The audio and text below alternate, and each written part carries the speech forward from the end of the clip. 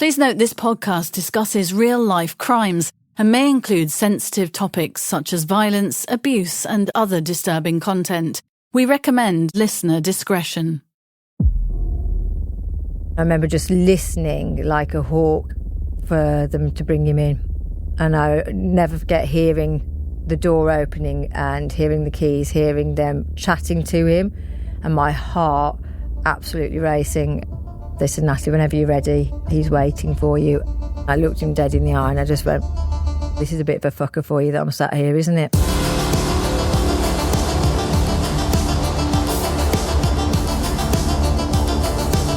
I'm journalist Helen Fospero. I'm crime reporter Martin Brunt. And this is True Criminals. A journey into the darkest corners of the criminal underworld with insights from decades of true crime reporting. The stories behind the stories, plus exclusive interviews with those closely involved in notorious cases. Re-examining crimes so shocking they still haunt our imaginations.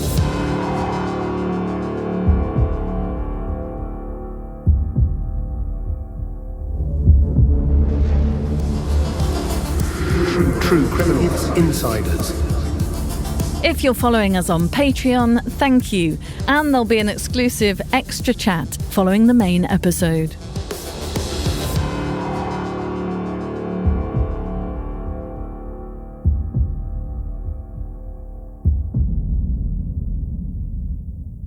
A man in disguise, a woman 8 months pregnant, a terrifying knife attack in broad daylight on a street near Sutton Coldfield town centre. In the last episode, we talked to Natalie Queiroz about her extraordinary story. In 2016, she was the victim of a brutal attack, sustaining 24 stab wounds, which almost killed her. Bystanders helped pull the attacker off her, and eventually police arrived. Natalie and her baby barely survived, and the nightmare was only going to get worse as the identity of her attacker and his motives became fully clear. Natalie, welcome back to True Criminals. Thank you for having me back. Natalie, the man you were going to marry, the man who'd sort of begged you really to consider having a third child, you'd got 2 children, you thought your childbearing days were done, and Bobby really wanted this baby, didn't he? So I can't imagine how you could compute all of this and what was going through your mind at that point when you realised that your seemingly loving partner had tried to kill you and the baby. And I think betrayal's the right word, because I was later 30s when Bob and I got together. And having had 2 children and a good career in the pharmaceutical industry on this management programme, it wasn't necessarily on my radar to have a third. And he was really, really desperate and wanted to get on with it quite quickly as well. There's quite a pressure for that to move along quickly because of his age. He was a year above me at school, so he was 40 at the point of us getting together. He'd just turned. So I remember saying to him, one of my biggest fears was, I said, I've been a single mum of 2, and that was really hard. And I never want to be a single mum of 3. And I said, I know having a baby can change dynamics, because it does. It does change dynamics in relationships. It's an amazing and wonderful thing, but it's also a really tough journey. And I remember him saying to me, Natalie, that will never happen. Technically, I guess he was correct, because he thought I was going to be dead, so therefore it wasn't going to happen, me being a single mum of 3. Technically, he wasn't lying. But yeah, he was that adamant. He was so happy when it happened. It was probably me who's more nervous when I found out I was pregnant than him. Bubba Raja, or Bobby, as you called him, he had no history of violence, did he? So this must have come out of the blue. You weren't the victim of domestic abuse. He had no big temper. He'd made no threats to you before. Just give us an idea of what you felt was lacking in terms of motive. Why was it such an unusual thing for him to do? I think the level of violence, and even just any form of violence, I'd known Bob since I was about 14, 15, went to school together. And even at school, he wasn't the lad who got into fights. I'd never seen him in a fight. When we were together as a couple, there's never any threat of violence. There's never any undertone or anything else. The one thing there had been, but again, this is all with retrospect, hindsight's a wonderful thing, as they always say, was there actually been a lot of coercive control insofar as he had controlled the narrative. He'd very much made me believe one story. He'd very much, I suppose, caused me to alter my behaviours in terms of things that I might have done His family didn't approve of us, for example. And whereas I was going, well, can your mum not just meet me? If she doesn't like me, she used to like me as a teenager. If she doesn't like me for me, that's fair dues, but at least meet me. And I was adamant, I was sure that his whole family hated me, didn't want to know me. They were disgusted by the pregnancy, but actually they didn't know anything about the pregnancy. But he'd controlled a narrative for very long. So it was that undertone of coercive control. And I think when he started to lose that control, that's when he decided to do what he did. But there was no obvious build-up. It's a really easy picture to put together in hindsight that way, the control and the loss of control, but actually living it in the moment, you couldn't see it. I knew there were lies. I knew towards the end there's a lot of things that I started to question. And I think that's when he realised that everything was unravelling, because he was being questioned on things that he'd never been questioned. He'd never been married. He'd never lived with anybody. He'd lived at home. He was the oldest boy of a Muslim Pakistani family. In a traditional sense, he had lived at home. He was going to live at home until he got married. Potentially, he would have had his wife at the house. They had a traditional way of thinking, and therefore, he'd never been held accountable for anything. And his sisters even said he was kind of enabled throughout his life. They said they knew that he lied. The sister said, we knew that Bob lied, but Mum and Dad just covered it up. So nobody ever challenged him on his untruths. He was the apple of his mum's eye, wasn't he? And looking with the benefit of hindsight, I wonder if he was actually really terrified of his mum, and if he hadn't told her about the pregnancy and you're now 8 months pregnant, if something in him just snapped. Is that something you consider as possibly why he completely lost it that day?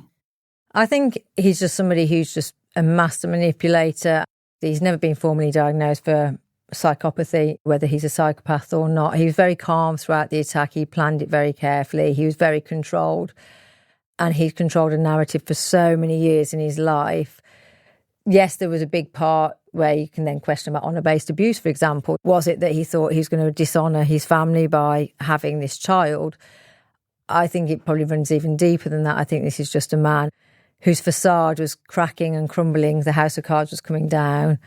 And in that sense, I was the ultimate lie that couldn't be covered up, and I was asking too many difficult questions. He was getting kicked out of his business for taking money illegally. He had financial issues. Not that I relied on him financially, but he'd been able to always put this aura of being very in control, that he had money, that he did this. He used to bring me to London quite frequently, stay in South Kensington in nice boutique hotels, whereas that was all fake money. It was money he was taking as it came out illegally from his business. So his whole controlled environment was suddenly going to be exposed for being this man who was actually broke, who'd gone against the family wishes, who'd gone and had a child with somebody that they didn't approve of. And he didn't want to be seen as less than perfect. That's my belief.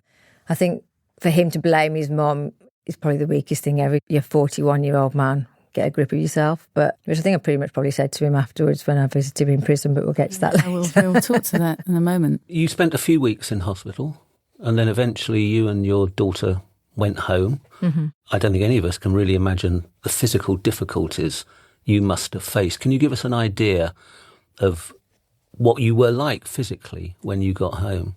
Yeah, so I'd been stabbed 11 times through my chest, which meant obviously it was very, very painful within the chest area. So anything you're doing and you're carrying a small baby, most of us would carry, if you have a small child, they'll be lying against your chest when you're moving, but obviously physically pain. My left arm was completely, best way of saying it, out of order. Makes it sound like a toilet, doesn't it? I think we know what you mean. Yeah. And you're left-handed as well, aren't you? I'm left-handed, but it was all bandaged up. The nerves had been cut to the hand, so I couldn't feel it properly. I couldn't move it. It's in a splint. So I've got a newborn baby who's herself got her own difficulties. She isn't able to swallow properly. She can't feed. And you're managing a very small premature baby, essentially with one arm and a lot of chest injuries. So it was challenging. I think it's a good way to put it, Martin. Very, very challenging. And also equally challenging the mental journey that you embarked on too. How did you begin to piece life back together and to mentally be able to cope with all the different elements of this horrific story? Yeah, and the mental part is the hardest part because I really pushed to get discharged. I actually in the end discharged out of choice. shall we say? Discharged yourself. Discharged out of choice, Helen, I like to Yes. say. Is that against the will of medics, Natalie? They might have advised that I was better staying for a little bit longer. But that was my mental determination. I wanted to go home because I'd said to everybody to not touch his stuff, because obviously we live together. All of these things are hanging in the wardrobe. His things are on the bedside table. Also, the police, because of us being partners, had gone through all of our belongings. And so I had been told the drawers had been turned around a bit. I was like, just leave it all. I think it's because when your life's gone so out of control, you kind of want to gain control as much as you can. So when I get home, I remember walking to our bedroom, and that hit me like an absolute train, because I remember opening the wardrobe and his clothes were just hanging there exactly the same. I opened the drawer and it looked like we'd had a robbery, because the police had literally turned over everything. Everything was thrown everywhere. And that bit broke me, because his scent on the clothes, everything was just there. And it's just this overwhelming sadness of he's gone. And I ended up boxing up all the stuff myself, put it into boxes, and West Midlands Police collected it to take it back to his mother's house and stuff into suitcases with a bit of an added extra, but you have to read my book to know what that is. But I might have put something in there as a little surprise for if his mum unpacked it. But something she wouldn't perhaps see as appropriate. No, and I can't believe I Mischievous. put it in my book because my mum read the books. But yeah, it was a little bit mischievous. But At all this time that you were back at home, the first few days, struggling with your physical injuries, there's a delicate question I need to ask you. Your chest injuries could have been much worse, but for my implants. Yeah, there's no other way. It was on the Telegraph, Martin. I can't believe that my breast implants made the front page, I think, of the Telegraph. It's certainly a first for true criminals. I know. my former breast implant sounds like Prince, doesn't it? Formerly known as. So when I got divorced, because I'm not the biggest build girl, I remember having some implants put in. So I had 2 children, and it ravages your chest. For all women listening, you totally appreciate this.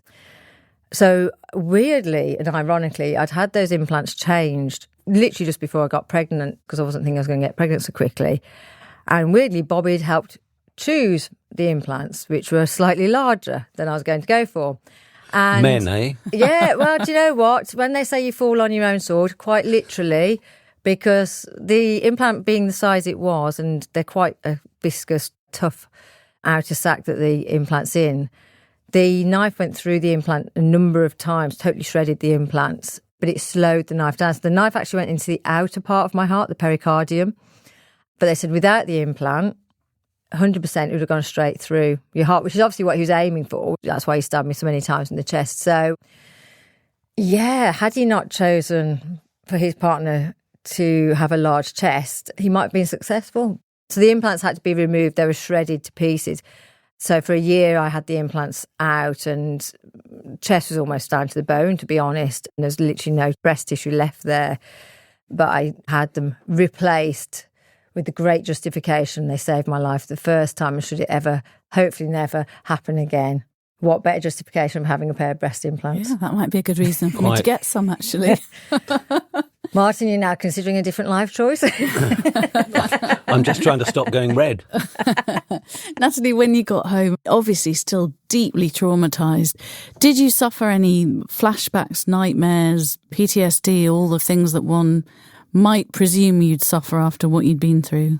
Yeah, absolutely. The brain was, what we could say, in an overwhelmed state, right from being back at home. I remember at one point being so overwhelmed within the house. This was quite early days on after what happened. I remember actually running out of the house. My mum was at home with all 3 of them. And I walked for miles and miles in the dark. I had no idea where I was going. I had some very dark moments. I'd considered at that point even taking my own life, but I knew that I wouldn't because of my 3 girls. And I remember walking in the dark, and you had that adrenaline, and then it's suddenly like that adrenaline went down, and then you suddenly realised, I'm on my own in the street in the dark. And then the panic set in. I'd got nothing on my phone, had gone dead. I don't think I'd even had any cash on me. And I didn't want to get into a cab anyway, because that would mean getting into a car with a man on my own, and that terrified me. And I remember running all the way back home and coming through the door, exhausted, my mom beside herself, not knowing where I'd gone. Luckily, the children were oblivious to what had happened, but the flashbacks were awful. The terror every time I stepped outside, I'd plan my journey. If someone was walking behind me, I'd cross the road. To this day, I've had a lot of PTSD therapy. it can still get you. You can be walking and there'll be something really bizarre that will trigger you, and all of a sudden you'll feel your heart racing, you'll feel anxious, and you'll think, what is it that's caused it? But it could be somebody with a hoodie, the hood up. When he was walking behind me, he must have scuffed his foot. You know, when someone catches their foot on the ground, it makes like a scuffing noise. Because if that happens behind me now, I do actually jump and get really tense. It's weird what your brain listens out for, because it's constantly scanning the environment, that hypervigilance. At one point, if I walked down the road, I could tell you exactly, and probably still to this day, I could tell you who's behind us, who's in front of us, whether they've gone into a shop, have they come back out the shop, because I'm constantly, it's exhausting, scanning. It has got better. Still won't go in a cab by myself, be totally honest. Won't get Ubers, for example. I'm okay in the black cabs. Big up for the black cabs in London. I don't know why I feel safer in those. Weirdly, when I come to London, I'm okay on the tube as long as it's busy. Actually, what I can't cope with is walking in areas that are quiet. So I can walk around areas that are busy, because a lot of people would think, people would think that London would terrify me, but it's actually probably the opposite, because it is so busy. I feel safer if there's lots of people. But you think, when my attack happened, I was in a really isolated location. So actually, it's when I'm in quiet locations that you can still have those moments. How painful were your injuries, for your physical injuries, and for how long? Maybe they still are painful. Yeah, they have moments. The chest was really bad for a long time, because when the knife went through the ribs, it broke through a lot of cartilage. You have a lot of nerves within that area. So I had to be on a nerve blocker for quite a while, which I took myself off, went cold turkey, and then had horrendous anxiety, because I didn't realise the nerve blocker was also an anti-anxiety. So the doctor nearly pulled his hair out going, what do you mean you just stopped? The hand was really painful for a long while, insofar as I had to have 6 or 7 lots of surgery on my left hand to try and repair it. And eventually they said to me, Natalie, we're going to have to amputate your finger. It was my little finger that just was so damaged. And the pain of that was getting greater and greater. It was curled up. It was dislocating constantly. It'd get caught on things. I'd get a really sharp pain. It was almost like someone was pushing a metal bar into my hand. That was from the nerve damage. So in August of 2023, so you think that's 7 years on, I had an amputation of my little finger. So I'm now down to 9 fingers. Having that amputation of the finger brought memories back, didn't it? Because I suspect that was yet another thing that from prison, which we'll come to in a minute, Bobby had taken away from you. Yeah, it was weird. Every time I had surgery, I always had a bit of a thing, and it's absolutely fine to cry. I totally advocate people crying and letting the emotion out. But I always had a thing that when I was in hospital, I would always try and hold it together. So whenever I was having my hand surgery, I'd be quite together, and people go, you're really brave. And when I had the amputation, do you know what? I still held it together. But then when I went to have the stitches out, because my hand was bandaged up, they undid the strapping, and obviously I'm there looking at my hand with this horrific scar and stitches and no finger. And I started sobbing. It literally came from nowhere. I sat there sobbing, and the nurse popped out the room at that point. So she came back in, was really concerned. And it was like it opened another door to a part of the trauma that I'd probably kept closed. And I even had a voice in my head around that time, which suddenly was going, I'm going to die, I'm going to die. And I'd have this panicked voice, and it happened a few times. And I had more therapy at that point. And the psychologist said, your body and brain were processing a lot of the trauma during the attack, but the one part you never processed was after the attack. And I think that I'm going to die was actually what I was thinking when they were giving me first aid, and that panic of, am I going to die? And it was almost like that part of the trauma didn't unlock until I had the amputation. I'd left that. So then it was kind of released. Martin, just talk us through a bit, if you can, to the criminal justice part of this story. The case moved pretty quickly through the courts. Bobby was arrested at the scene, but take us back to June 2016, just 3 months after the attack. Yes, Bubba Raja pleaded guilty 3 months later at Birmingham Crown Court to Natalie's attempted murder and that oddly named charge of attempted destruction of their unborn baby. The court heard just how close this came to being a double homicide. The prosecutor revealed in court that one of Raja's thrusts came within 2 millimetres of penetrating his unborn daughter. How lucky was that? Absolutely. And you were at the sentencing, Natalie, weren't you? Tell us a bit about the court experience. I'm guessing that was probably the first time you'd set eyes on Bobby since the attack.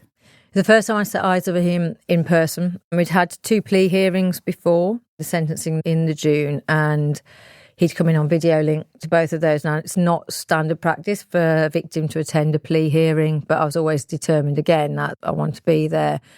The first plea hearing got deferred because he changed counsel, as I found out afterwards, which is why he came in on video link, and he literally looked very calm and together. So when we got to sentencing day, I was told he will definitely be brought in for sentencing, so you will physically see him. And I remember him walking in. I'm in the public gallery. There's only 2 rows of public gallery. 1 row was me and my family, the front row, and sitting directly behind me was all of Bobby's family. So it was horrendous because I'm in this close proximity to his family, who at this point are being blamed for everything. And the rest of the courtroom was filled with press. There was a lot of press interest. So really scrutinised, because obviously the press are all watching me to see my reactions. I've got his family sat there who are obviously staring at me as well. He comes in to the dock and he doesn't make eye contact with me. And he's very careful about the fact that he looks down as they bring him in, because as they walk him in, he's walking in the direction of my eye line. But he didn't look, he looked down, and then he turns 90 degrees to his right and he sits down, so he's facing forwards directly at the judge. Now I'm now to his left, and not once did he glance. And we were the whole day at sentencing. So because we had gone straight to sentencing from as much as he pleaded guilty, they do a summary of all the evidence.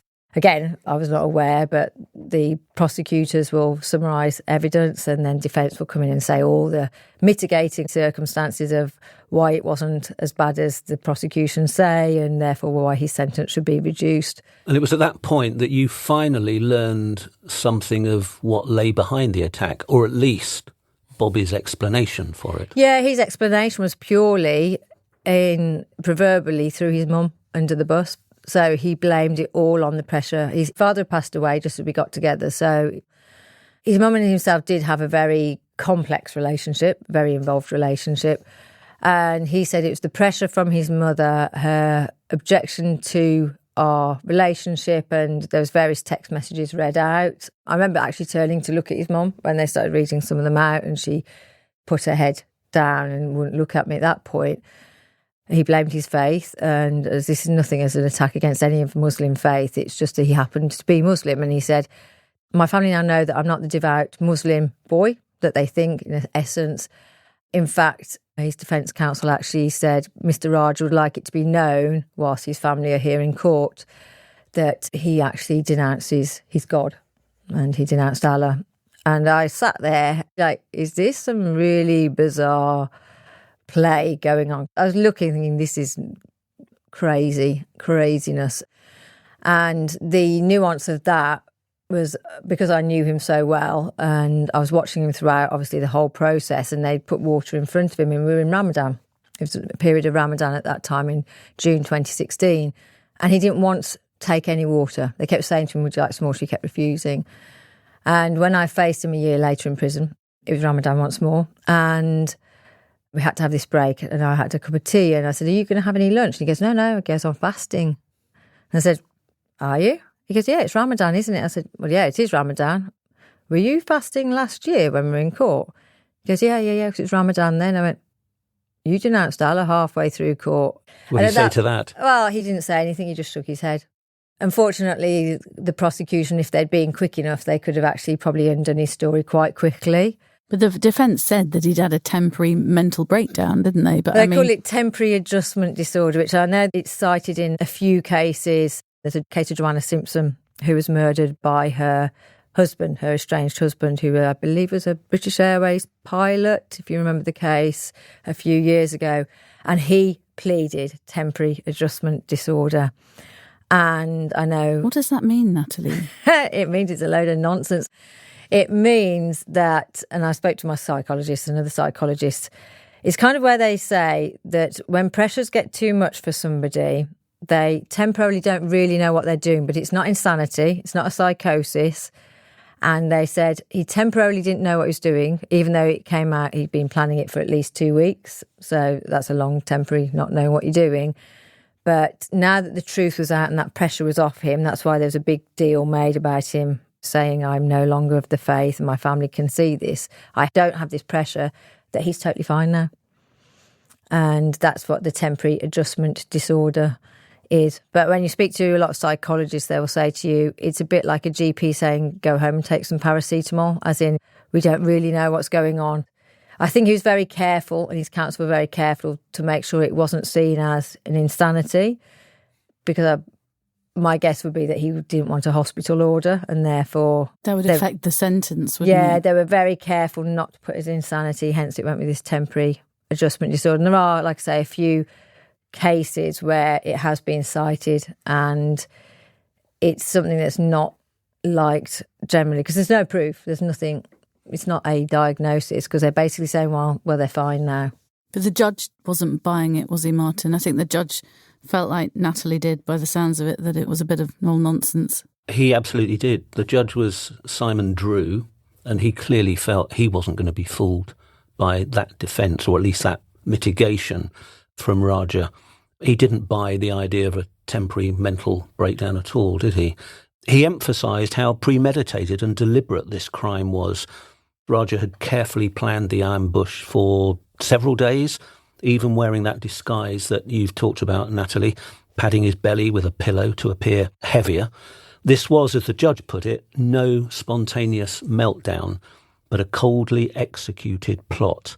In the judge's words, once you chose your mother over your partner and child, you resolved not only to terminate your relationship, but to terminate them. That was quite a chilling summary.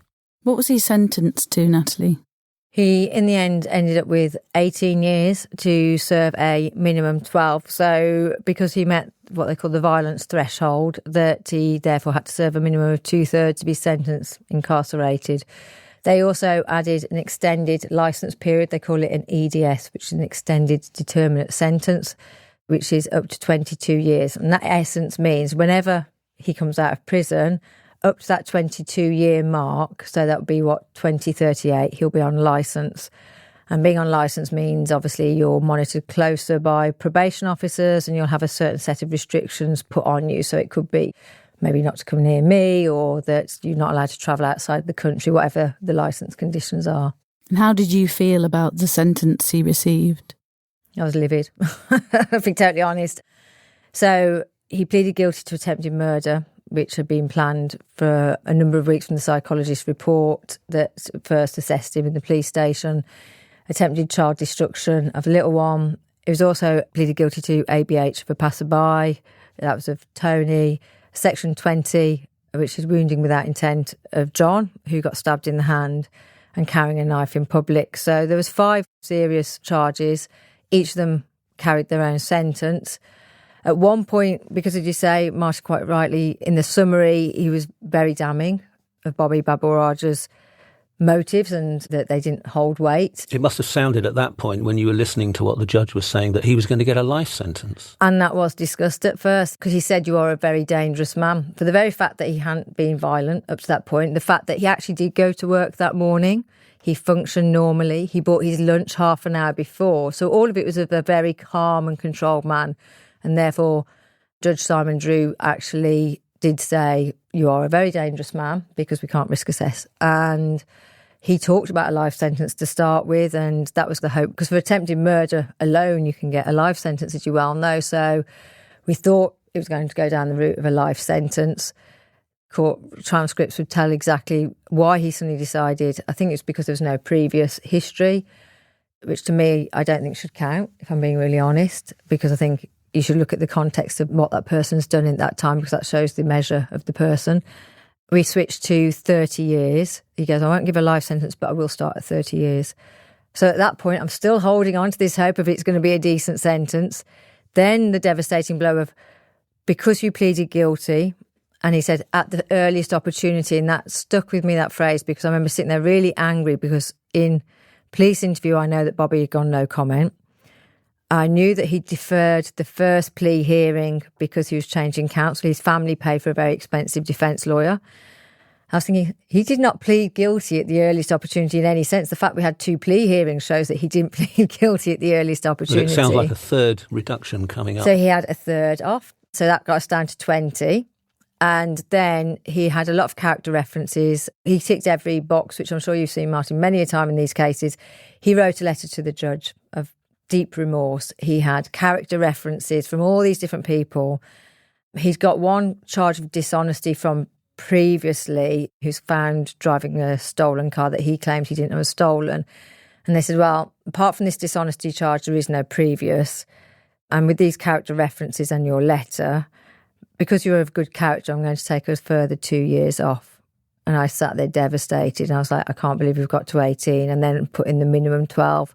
And the first thing in my head was thinking, obviously, of the little one, was the fact that she's only going to be 12 years old when he's potentially coming out, and how am I going to keep her safe? And I remember that being my first thought. And they took him away, and all the attention turns to me in the court. And I remember looking at the senior officer in charge in the police, and I just said, get me out of here.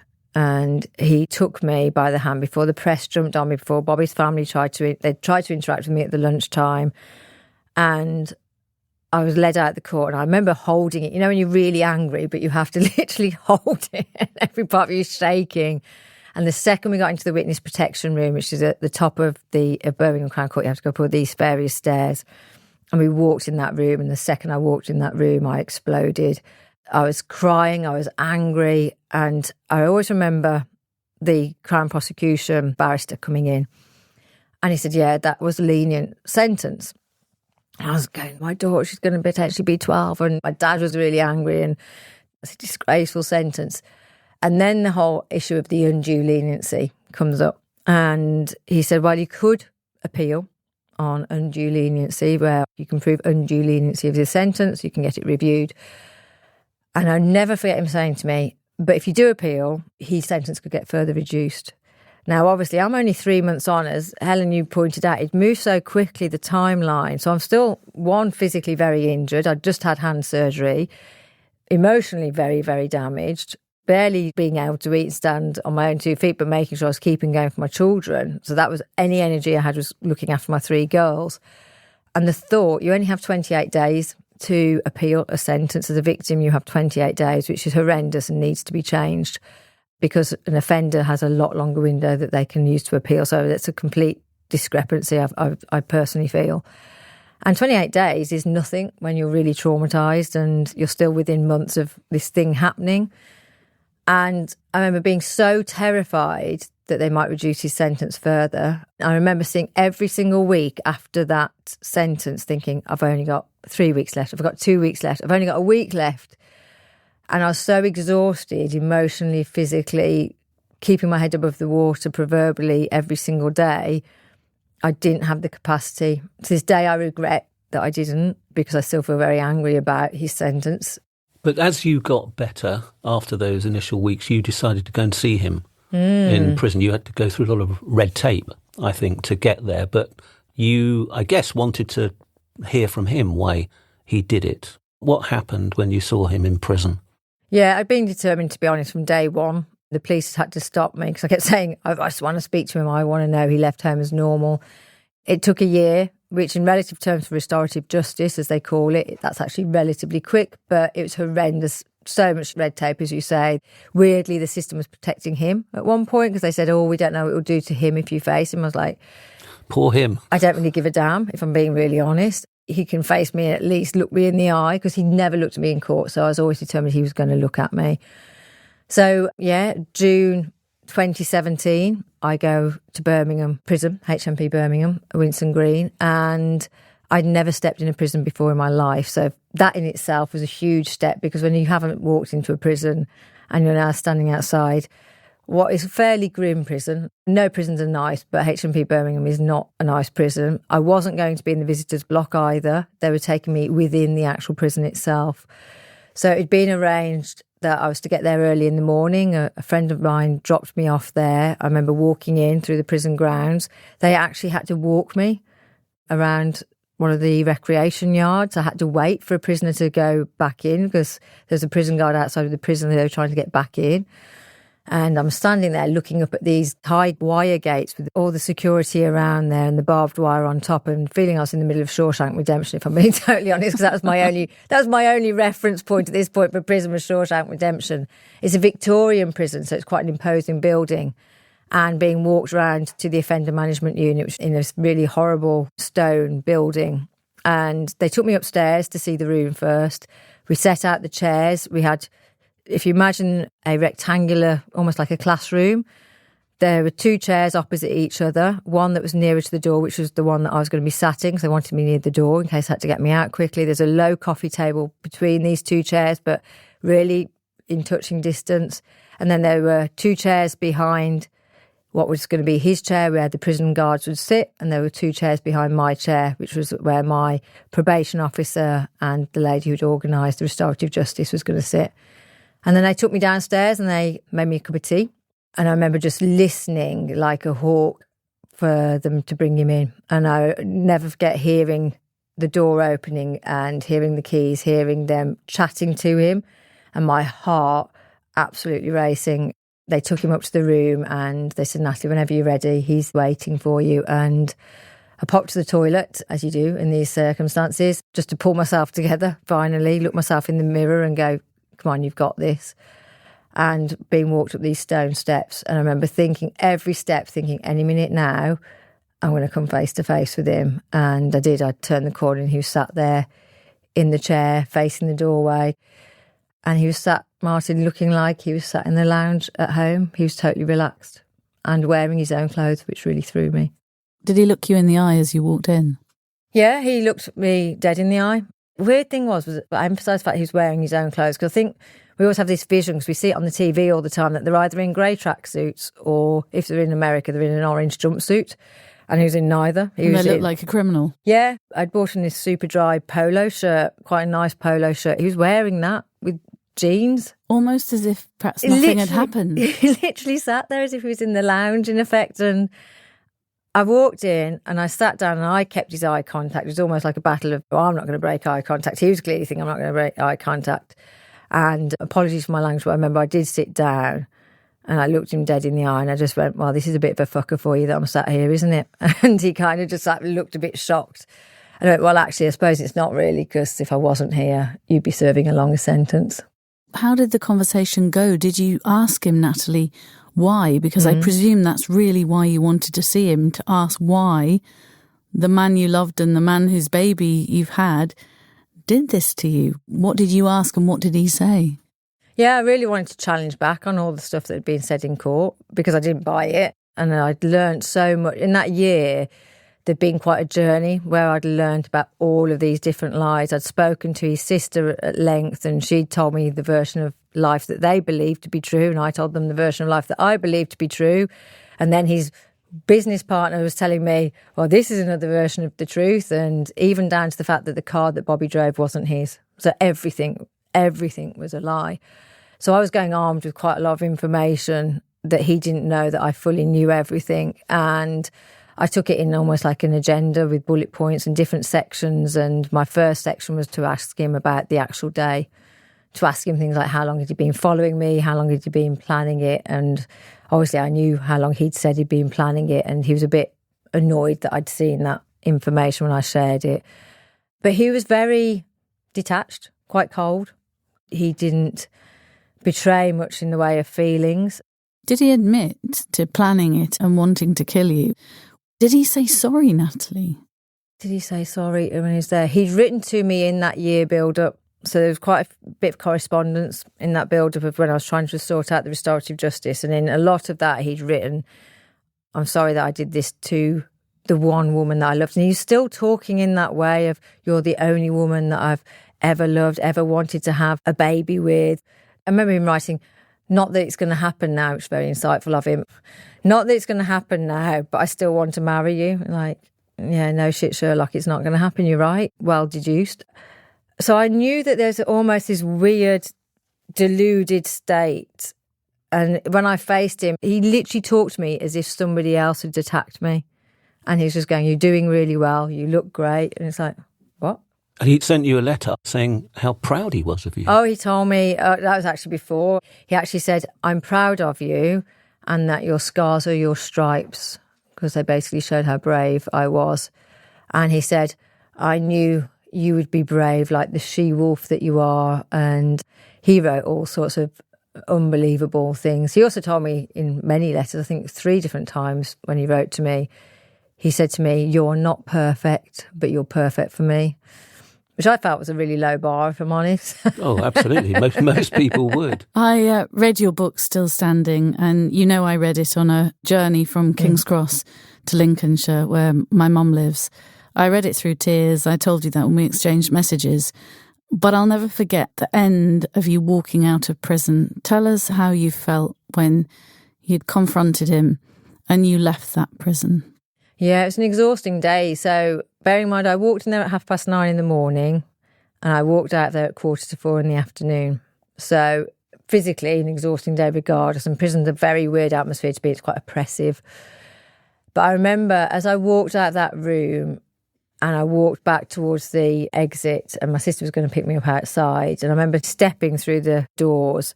And I think I described it in my book as relative fresh air. I have to say relative. It's Birmingham City Centre, for crying out loud. It's not that fresh. But it does feel like different air. And you walked out. I remember a slight sense of freedom because I remember thinking, he's in there. I've owned this narrative. It was me who pushed and I've achieved this, that I've got him to look me in the eye and face me. I don't believe half the stuff he's just said to me, if I'm totally honest, and I knew that.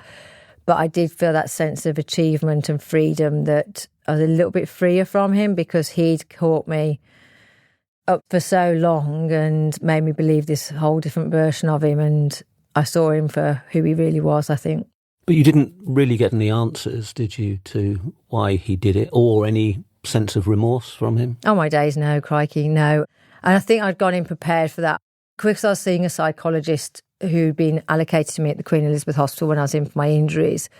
We'd done a lot of prep beforehand, and one of the pieces of prep was, how will you feel if you get no answers? How will you feel if he doesn't seem like he's sorry? Because that's a really key thing for people who are going for restorative justice. You have to be prepared that that person might not give you the answers that you're hoping for. They might not look as remorseful as you feel that they should. Even though he'd agreed to the meeting? Yeah, he agreed to it. He'd agreed from very early on.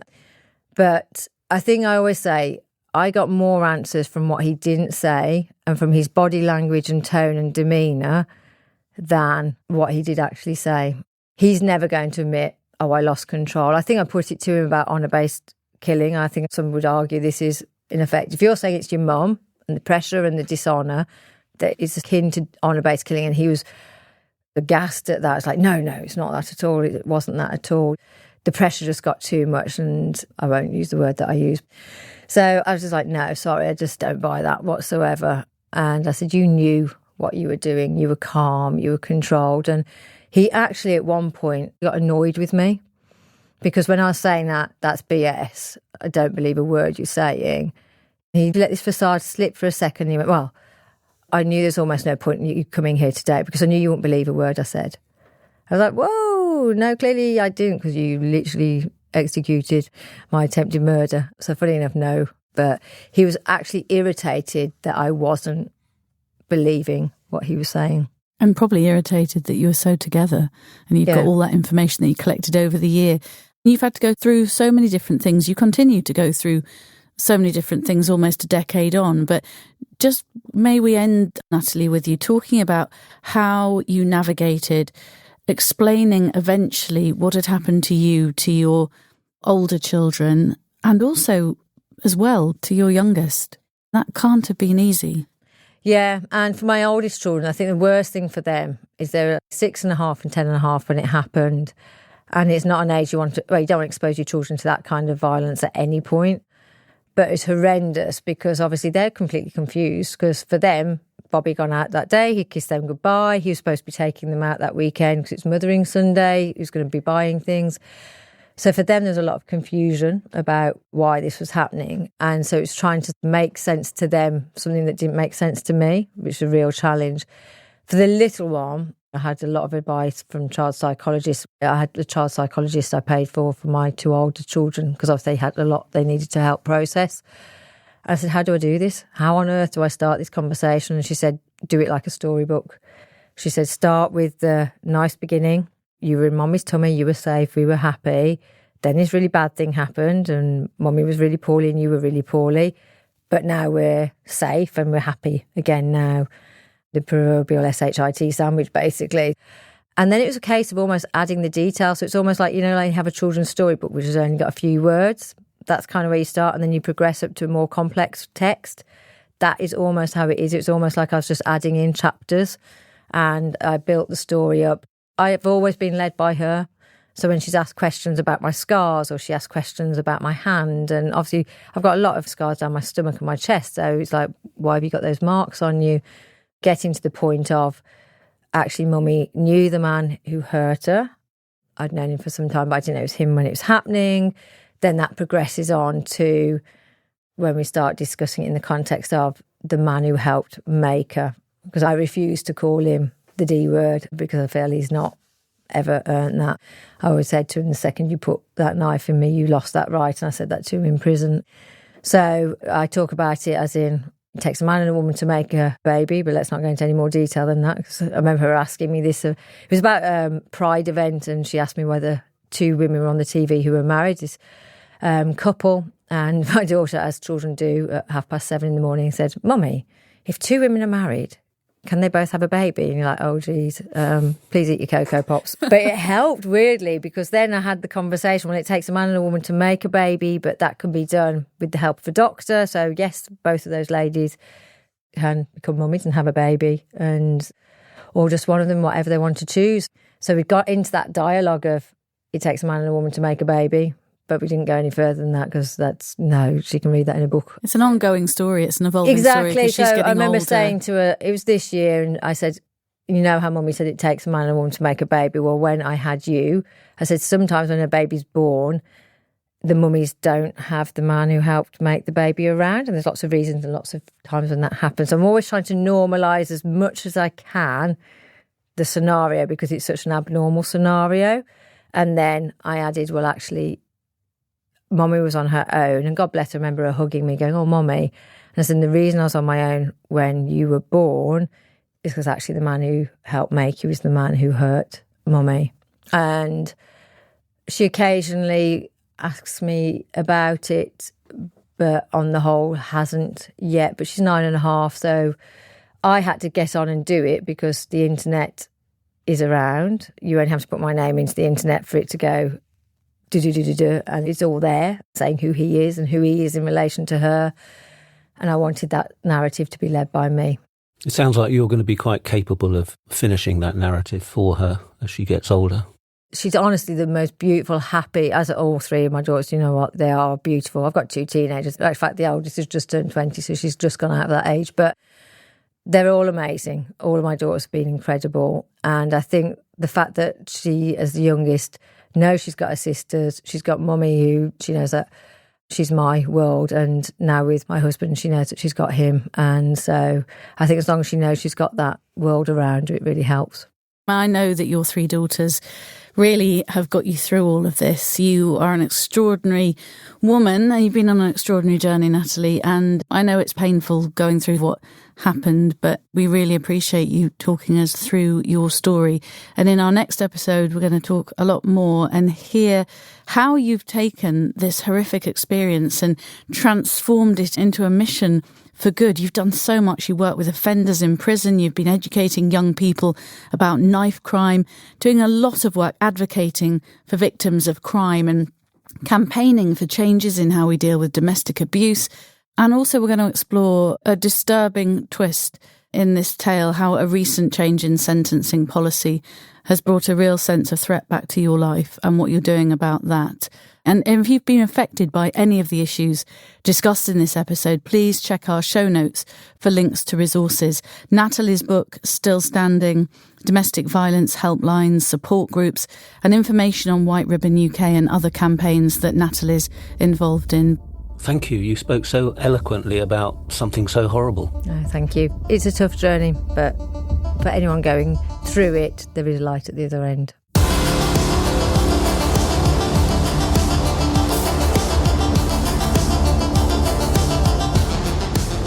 Welcome to our new Patreon followers. Thank you for joining. Just to remind listeners, if you want to hear the episodes ad-free, you can. Head over to patreon.com/True Criminals. Stay with us for 3 months at Patreon and we'll send you a free True Criminals mug. Martin and I haven't even got one of those yet. Your support means everything to us. If you're enjoying the podcast, please take a moment to leave us a review.